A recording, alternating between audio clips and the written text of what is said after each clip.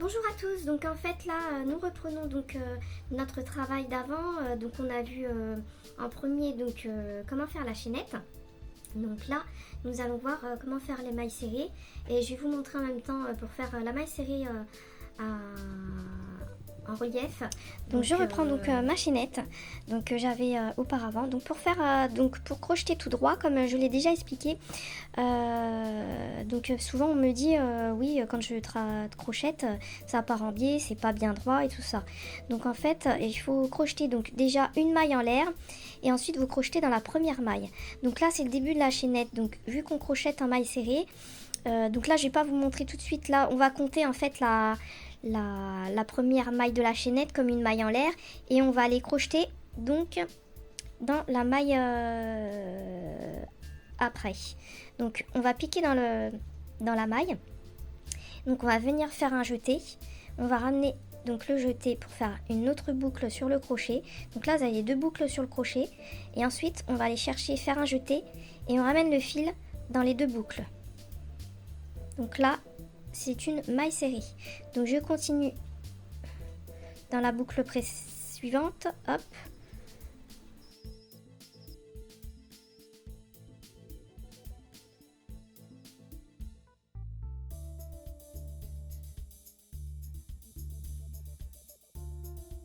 Donc voilà, donc là on arrive à la fin de notre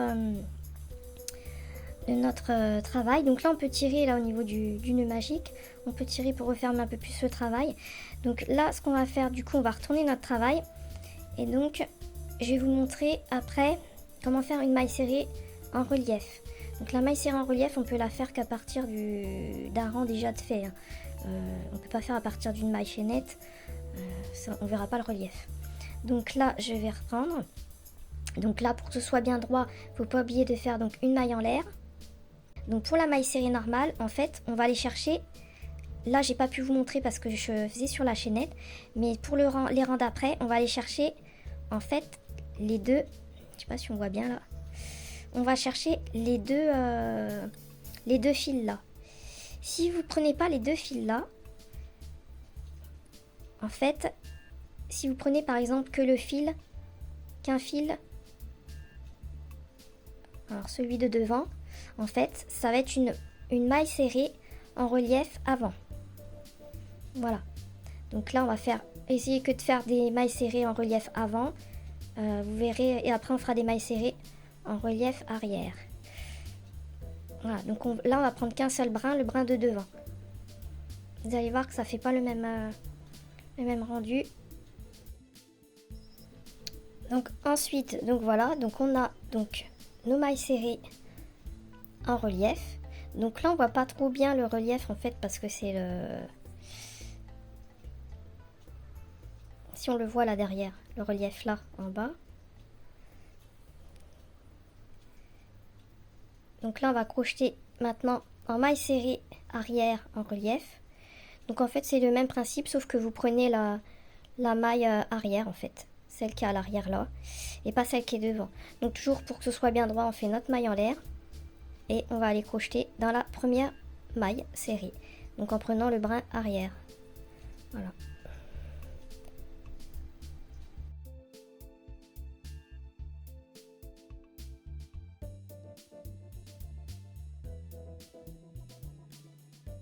Nous avons donc nos mailles serrées en relief, donc avec arrière. Donc vous voyez un peu le travail. Bon, je sais pas si on voit bien là. Voilà, ça vous permet ça fait ressortir en fait un peu les rangées là. Donc le travail est un petit peu plus...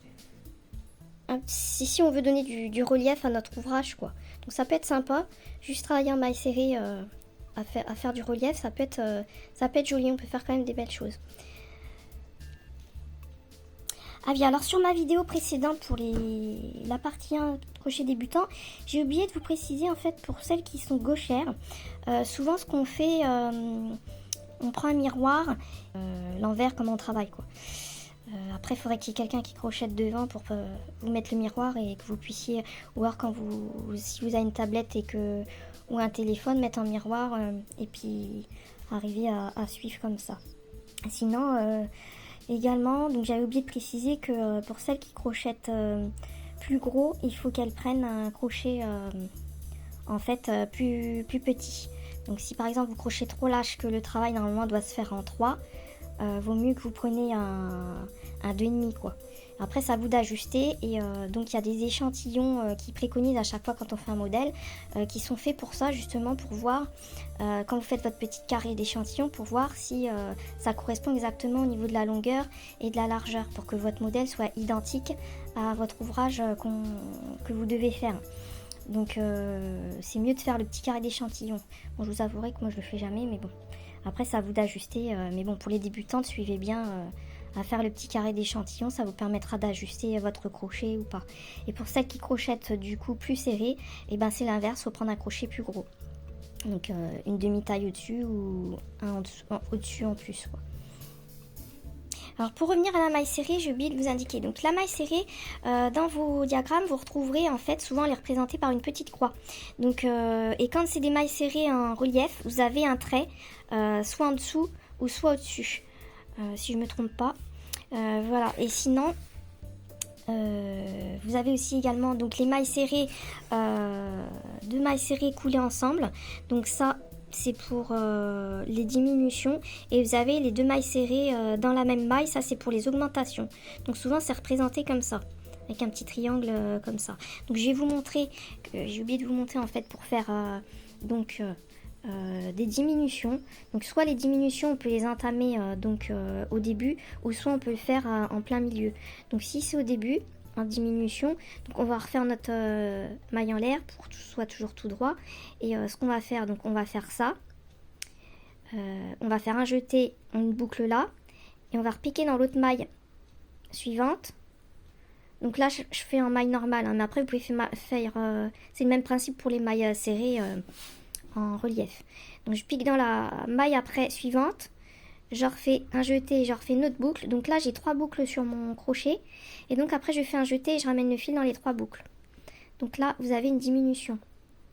Voilà, une première diminution. Donc après si vous voulez donc là on va refaire une autre diminution.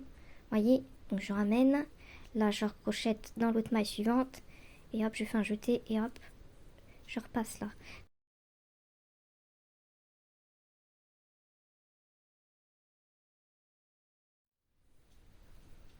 Sinon après vous pouvez juste sauter quand c'est en début de rang, vous pouvez juste sauter une maille en fait. Quand c'est en début de rang, vous sautez juste une maille et vous prenez dans la maille suivante. Donc pour faire les augmentations, donc vous voyez, donc on a bien une diminution là, le travail il est. Donc pour faire une augmentation, donc je refais toujours ma maille en l'air du début.